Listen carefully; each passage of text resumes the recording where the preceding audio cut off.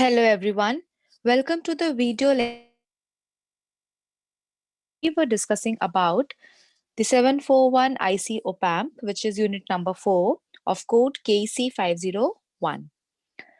So in the last lecture, we were discussing about the DC analysis of 741 IC op-amp, जिसमें हमने discuss किया है अभी तक bias circuit as well as input stage. Now we are left with the intermediate or the second stage and the output stage. So today we will discuss about the intermediate stage, or you can say the second stage. So this is the circuit for internal circuit of 741 IC op-amp. ये internal circuit है हमारा, and till now हम bias circuit के बारे में study कर चुके हैं, जिसमें we have calculated the value for I reference. Then again we have calculated this Q11 and Q10 circuit, in which we have calculated the value for current, this output current IC10. And then we have calculated the input stage, in which we have seen the working of Q9 and Q8. Then we have also discussed about this differential amplifier Q1 and Q2, और उसके बाद level shifting diagram हमने देखा था. Then we have discussed about this lower portion of this circuitry, including Q5, Q6 and Q7. तो till now हम इतना topic discuss कर चुके हैं. इसकी डेरिवेशन, इसकी एनालिसिस हम ऑलरेडी डिस्कस कर चुके हैं. सो रेफरेंस करंट जब हमने कैलकुलेट किया था, so we can see over here, जो when we have calculated the reference current, तो रेफरेंस करंट हमारे पास वैल्यू आई थी 0.7 मिली एम्पियर. इसकी कैलकुलेशन को ब्रीफ में समझने के लिए प्रीवियस वीडियोस को चेक कीजिए. Then after that we have seen this circuit, which is the Widler current mirror circuit, including Q11 and Q10. यहाँ से हमने IC10 की वैल्यू को कैलकुलेट किया था, and IC10 की वैल्यू यूजिंग इटरेटिव मेथड हमारे पास 19 माइक्रो एम्पियर्स आई थी. Again for this you need to check the previous videos. Then we have seen the input stage TC analysis, और input stage की analysis करने के लिए हमने इस input stage को two parts में divide किया था, upper portion and lower portion में. Upper portion में we have seen the value for this current I. इस current I की value को हमने calculate किया था, and ये current flow करते हुए through the transistors Q3 and Q4 lower portion में move किया था. तो you can see the lower portion also. Now this is the lower portion. तो यहाँ हमने लोअर पोर्शन को हमने कैलकुलेट किया था. यहाँ हमने Q5 और Q6 के अक्रॉस जो करंट्स थे IC, IE एंड IB, उनको कैलकुलेट किया था. And finally we have calculated the value for this emitter current for this Q7, collector current for Q7, and so similarly for the Q5 and Q6. जितने ये तीनों transistor हैं, तीनों transistors के हमने emitter current, collector current and base current को calculate किया था. Now we need to move on forward, and we need to study the second stage. तो सेकेंड स्टेज हमारी कहाँ से आती है? जो ये इनपुट स्टेज थी हमारी, इनपुट स्टेज में जो Q6 है और Q4 है, उसके बीच में से एक लाइन जा रही है. वो लाइन क्या है? वो लाइन बेसिकली Q16 का बेस लाइन है. बेस से वो लाइन कनेक्टेड है, एंड Q16 हमारा सेकेंड स्टेज में आता है. तो दैट मीन्स हमारा सेकेंड स्टेज इनपुट स्टेज से इस पॉइंट से कनेक्टेड होता है. Right? So in brief you can see over here. So this is the basically second stage. अब ये सेकेंड स्टेज में क्या है? सेकेंड स्टेज में हमारे पास Q16 ट्रांजिस्टर है, और ये कनेक्टेड है एक रेजिस्टर R9 के साथ. Q16 is also connected with Q17 transistor, and ये कनेक्टेड है R8 रेजिस्टर के साथ विद वैल्यू 100 ओम. Q17 जो ट्रांजिस्टर है, if you can see in the diagram, it is connected with the transistor Q13. That is why हमने यहाँ पर IC13B लिखा है. So first of all, इसको डिस्कस करने के लिए we need to understand the basic circuit diagram first of all. So I'm moving back to the circuit diagram, internal circuit diagram. Okay, now this is the internal circuit diagram. So हमारे पास जो हमारे पास जो main circuit है second stage में, वो ये stage है, this one. This is the second stage of 741 IC op-amp. So in this you can see we have Q16, we have Q17 along with these two resistors of 50 kilo ohms and 100 ohms, right? Along with this capacitor CC, which is used for frequency compensation. Also यहाँ पर जो Q17 transistor है ये connected है इस 13 transistor के साथ।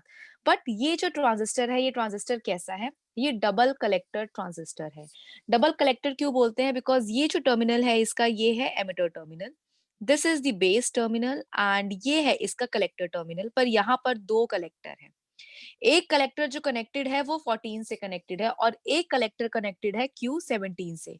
सो जो सेकेंड स्टेज है उसमें सिर्फ 13B आएगा। 13B जो है वो ये वाला कलेक्टर है और 13A ये वाला। सो बेसिकली ये ट्रांजिस्टर, क्योंकि इसमें डबल कलेक्टर है, ये ट्रांजिस्टर दो ट्रांजिस्टर्स की तरह बिहेव करता है और उसके नाम हमने लिखे हैं Q13A and Q13B. So basically Q13B is connected with Q17 whereas Q13A is connected with Q14. तो जब Q13A की बात करेंगे तो वो 14 से कनेक्टेड होगा और Q13B कनेक्टेड है हमारा Q17 से and it is coming under the second stage. Right. Also ये जो Q13 ट्रांजिस्टर है ये किससे कनेक्टेड है? ये Q12 से कनेक्टेड है। So from here you can सी कि Q12 और Q13 ट्रांजिस्टर जो है वो बेसिक करंट मिरर सर्किट बना रहे हैं। बेसिक करंट मिरर सर्किट समझने के लिए प्रीवियस वीडियोस को चेक कीजिए। बेसिक करंट मिरर सर्किट में क्या होता है? इनपुट करंट जो हमारा आउटपुट करंट होता है, basically it is equal to the input current. तो अगर यहाँ पर आई रेफरेंस करंट है तो because of the property of current mirror, यहाँ पर जो बेस पे जो करंट होगा that current will be equal to I reference also. तो यहाँ पर भी वही करंट होगा, I reference current. Right. So let us see this second stage analysis in detail.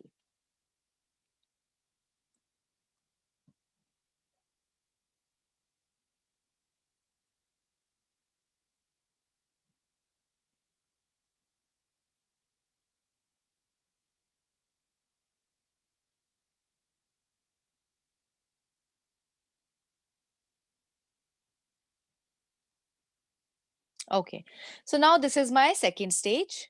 अब सेकेंड स्टेज को देखते हैं हम लोग। सेकेंड स्टेज में we have this thing. Second stage में Q16 है एंड जो Q16 है, ये जो बेस है ये कहाँ से आ रहा है? ये Q6 और Q4 के बीच में से आ रहा है एंड इसे हमने यहाँ मेंशन किया है that this is my IB16, मतलब 16 का बेस करंट है। ये क्या होगा? जो Q16 है इसका कलेक्टर करंट होगा and it is connected with the supply voltage. ये है एमिटर टर्मिनल। इस पॉइंट पे बी लिखा हुआ है और ये पॉइंट कहाँ कनेक्टेड है? ये Q17 का बेस जा रहा है यहाँ से और यहाँ पर बेस करंट लिखा है B17। R9 is a resistance connected with this Q16 और इसकी वैल्यू है 50 kilo ohms and we are assuming कि इसके अक्रॉस जो करंट फ्लो कर रहा है it is I dash E। Right. I dash E क्यों? क्योंकि यहाँ पर इस नोड तक जो बी नोड है यहाँ तक तो IE16 फ्लो कर रहा है, लेकिन इसके बाद ये करंट दो जगह डिवाइड हो गया। एक तो टूवर्ड्स बेस जा रहा है और एक इधर जा रहा है। तो IB17 इधर जा रहा है और आई डैश ई अक्रॉस R9 है। देन Q17 के अक्रॉस ये जो पोटेंशियल होगा VB17 होगा। इसके अक्रॉस R8 के अक्रॉस जो करंट होगा that will B emitter current IE17 and इसका कलेक्टर करंट होगा IC17। देन ये पॉइंट जो कनेक्टेड है ये IB23 से लिखा हुआ है। यहाँ पर IB23 अप्रोक्सीमेटली 0 लिखा है। बेसिकली यहाँ से जो कनेक्शन है ये IB23 की तरफ जा रहा है, लेकिन IB23 हमारा आउटपुट स्टेज में आता है। सो यहाँ सिर्फ हमने मेंशन किया है, लेकिन इसके एनालिसिस हम आउटपुट स्टेज में देखेंगे। सो यहाँ से जो कनेक्शन है ये कनेक्शन हमारा टुवर्ड्स IB23 जा रहा है, बट वी आर एज्यूमिंग कि वो बेस करंट 0 है। तो दैट मीन्स जो भी यहाँ से करंट आ रहा है वो सारा का सारा यहाँ आ जाएगा। अब बेसिकली जो Q17 है उसका कलेक्टर कनेक्टेड किससे है? उसका कलेक्टर ये जा रहा है यहाँ और यहाँ मेंशन है IC13B। यहाँ हमने क्या मेंशन किया हुआ है? We have mention here IC13B। इस IC13B का क्या मतलब है? ये करंट वो करंट है जो Q13 से आ रहा है। सो बेसिकली ये ट्रांजिस्टर हमने यहाँ शॉर्ट में बनाया है कि ये ट्रांजिस्टर कनेक्टेड हो रखा है इस पॉइंट पर। ये ट्रांजिस्टर 13 है लेकिन ये डबल कलेक्टर ट्रांजिस्टर है। सो दैट इज वाई यहाँ से दो टाइप के करंट निकल रहे हैं। दो टाइप की लाइंस निकल रही हैं। एक को हमने 13A नाम दिया है, एक को 13B। राइट। एंड Q12 के साथ ये करंट मिरर सर्किट बना रहा है। That is why base current पे जो करंट है दैट इज आई रेफरेंस। अब इस डबल कलेक्टर का पर्पस क्या है? यहाँ मैंने लिखा है 75% ऑफ आई रेफरेंस एंड यहाँ लिखा है 25% ऑफ आई रेफरेंस। इसका मतलब ये है जो 13B वाला कलेक्टर है वो 75% करंट फ्लो अलाउ करता है कि इसमें से 75% करंट ही फ्लो कर सकता है, वेयर एज 13A सिर्फ 25% करंट फ्लो अलाउ करता है फ्रॉम इटसेल्फ, ठीक है। और 13A कनेक्टेड है हमारा आउटपुट स्टेज से, लेकिन 13B कनेक्टेड है Q17 ट्रांजिस्टर से। सो दैट मीन्स जो 75% ऑफ आई रेफरेंस है, आई रेफरेंस जो यहाँ से करंट आ रहा है, 75% ऑफ आई रेफरेंस जो है वो कहाँ फ्लो कर रहा है, वो टूवर्ड्स Q17 फ्लो कर रहा है। सो दैट इज वाई यहाँ मेंशन है कि 0.75 करंट जो आई रेफरेंस है वो टूवर्ड्स 17 फ्लो कर रहा है, and that current will be equal to 0.75 I reference. तो बेसिकली ये जो 13B करंट होगा, क्योंकि ये कलेक्टर करंट है, IC13B कितना होना चाहिए, वो होगा 0.75 आई रेफरेंस। वेयर एज जब आउटपुट स्टेज की स्टडी करेंगे और आउटपुट स्टेज में हम देखेंगे कि ये जो करंट जा रहा है 13A, ये 14B, ये ट्रांजिस्टर 14 में जा रहा होगा, तो वहां पर हमारा 0.25 ऑफ आई रेफरेंस जा रहा होगा, ठीक है। सो दैट इज वाई वहां पर हमारा करंट इतना होगा, लेकिन Q17 में जो करंट आ रहा है इट इज 0.75 आई रेफरेंस। तो ये करंट कौन सा है, ये करंट वो है जो हमारा Q से IC13, यहाँ जो 13 लगा हुआ है ट्रांजिस्टर, वहां से आ रहा है टूवर्ड्स ट्रांजिस्टर 17। अब ये करंट यहाँ से आ रहा है और यहाँ पर कनेक्शन है 23rd ट्रांजिस्टर का, लेकिन जो 23rd ट्रांजिस्टर है उसका बेस कनेक्टेड है। अगर उसके बेस का करंट 0 हो गया तो दैट मीन्स ये सारा का सारा करंट फ्लो करके यहाँ जाएगा। तो इन दैट केस IC17 और IC13 भी इक्वल हो जाएगा, और ये किसके इक्वल होगा, ये इक्वल होगा 0.75 आई रेफरेंस के इक्वल होगा, राइट। सो यही चीज हमने नीचे यहाँ मेंशन की हुई है। वी नो दैट कि आई रेफरेंस 0.73 मिली एम्पियर है। ये जो करंट हम यहाँ ले रहे हैं, हमें इसकी वैल्यू पता है क्योंकि बायस सर्किट की कैलकुलेशन में इसकी वैल्यू हम ऑलरेडी कैलकुलेट कर चुके हैं, right. So collector current of Q17 is approximately equal to the current supplied by the current source Q13B। क्यों? जो कलेक्टर करंट IC13 होगा वो IC13B के इक्वल होगा, क्योंकि हम एज्यूम कर रहे हैं कि जो बेस करंट है 23 ट्रांजिस्टर का वो 0 है, तो जितना करंट यहाँ है वो सारा का सारा यहाँ आ गया।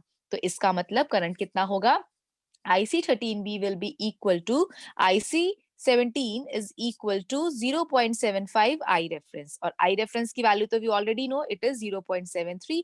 तो ये वैल्यू जब हमने यहाँ पुट की तो वैल्यू कितनी आ गई है IC17 की, it is 550 micro ampere. So that means IC17 की अगर बात करें, अगर इस ट्रांजिस्टर की बात करें, तो इस ट्रांजिस्टर का कलेक्टर करंट हमें पता चल गया है, right. So also we know that कि सारे के सारे ट्रांजिस्टर्स जो हैं वो आइडेंटिकल हैं, और अगर आइडेंटिकल हैं तो इसका मतलब अगर जो Q16 है, Q17 है, और जितने भी ट्रांजिस्टर्स हम स्टडी कर चुके हैं, जस्ट 13, 14 एंड 20 ट्रांजिस्टर को छोड़ के सारे ट्रांजिस्टर्स अगर सिमेट्रिकल हैं, तो दैट मीन सब सारे ट्रांजिस्टर्स के बीटा फैक्टर जो है, करंट गेन्स फैक्टर जो है, वो बहुत हाई है। और उस फैक्टर के हाई होने की वजह से जो इनपुट करंट है that is approximately equal to 0। तो अगर Q17 ट्रांजिस्टर का बेस करंट अगर ऑलमोस्ट अप्रोक्सीमेटली 0 है, तो जो भी करंट यहाँ पर कलेक्टर में होगा वो करंट किसके इक्वल हो जाएगा, that will be equal to the emitter current. Why? Because base current 0 हो गया, तो जितना का करंट यहाँ फ्लो कर रहा है वो सारा का सारा यहाँ आ जाएगा। So we can mention over here like IC17 will be equal to IE17 because base current is 0, therefore वो करंट भी क्या हो गया, 550 माइक्रो एम्पियर।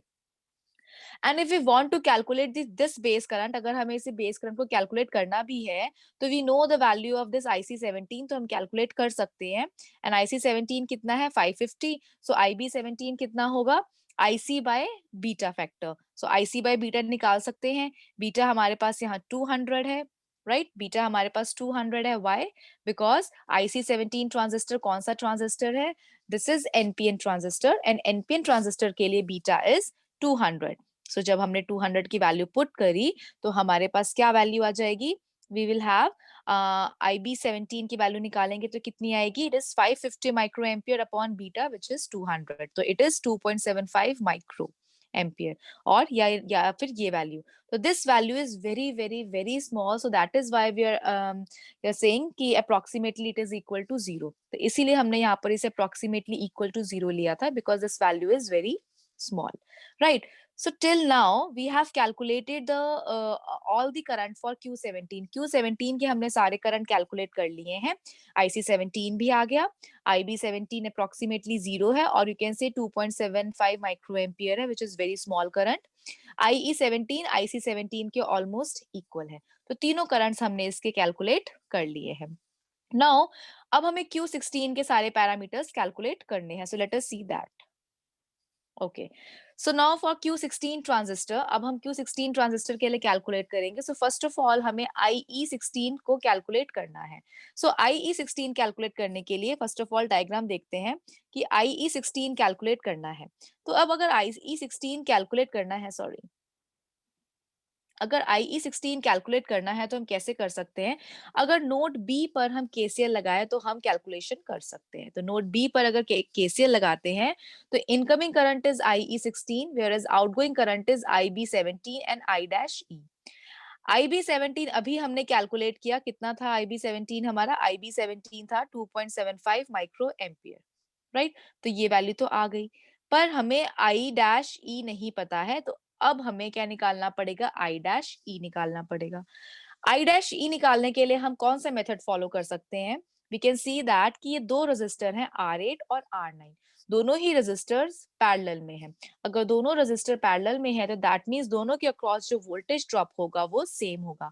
तो अगर इस ब्रांच के अक्रॉस, अगर हम Q17 के ब्रांच के अक्रॉस वोल्टेज ड्रॉप कैलकुलेट कर ले तो वो वोल्टेज ड्रॉप बेसिकली इस ब्रांच के इक्वल होगा. So we can calculate it easily. यहाँ पर वोल्टेज ड्रॉप कैसे कैलकुलेट होगा? VBE17 plus IE17 into R8, right, and it will be equal to I-E into R9, क्योंकि इसके अक्रॉस जो वोल्टेज ड्रॉप है वो क्या है? I-E into R9.